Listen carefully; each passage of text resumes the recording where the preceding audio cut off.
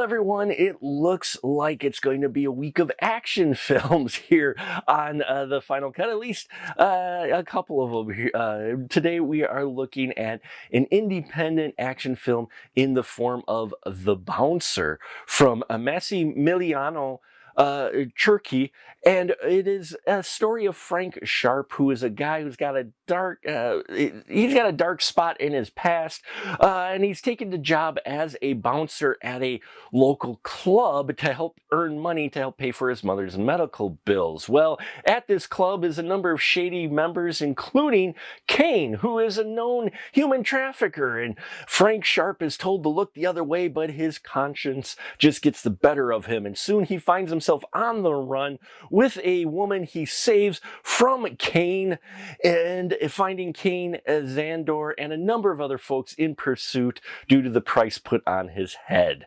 Yeah, The Bouncer is an interesting story. I love the story quite a bit. They keep it to one night, doesn't get too complicated in here. The Frank Sharp character, who has a bit of an unfortunate blemish in his history, plus the fact that he's dealing with his bills for his sick mom. I liked the Frank Sharp character quite a bit. Frank is played by John Ozuna, and unfortunately, I wasn't that keen on John's performance. It was all right. I was, hoping maybe a little bit stronger performance, but what I didn't quite care for in possibly the acting part, I loved in the action part. John Ozuna really bringing the martial arts expertise in here and doing a number of well choreographed fights in this film, which surprised me of not only how well they were choreographed, but as well as how they were shot. It kind of reminded me of some canon action films, and I mean that in a good way. I love some canon action films. So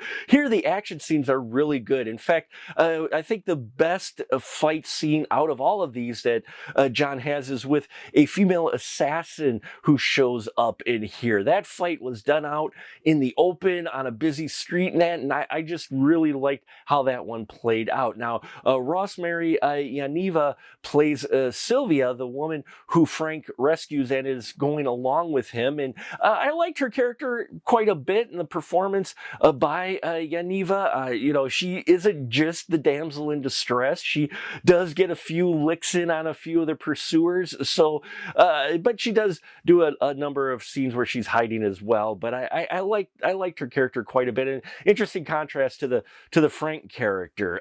Kane is played by Costas Mandylor, who we've seen in a number of films, and Costas, man, he just plays a villain so well, and here he just plays such a vile person in the form of Kane. He's all in. You lose him in there. You do see this Kane character for sure, and really is a solid villain who is scary, which is what you want in here. And his right-hand man, Zandor, played by Vincent Rivera, is also a very scary individual. I liked the back and forth between these two as well. Gerald Okamura shows up in a cameo in one scene. Great to see Gerald in here.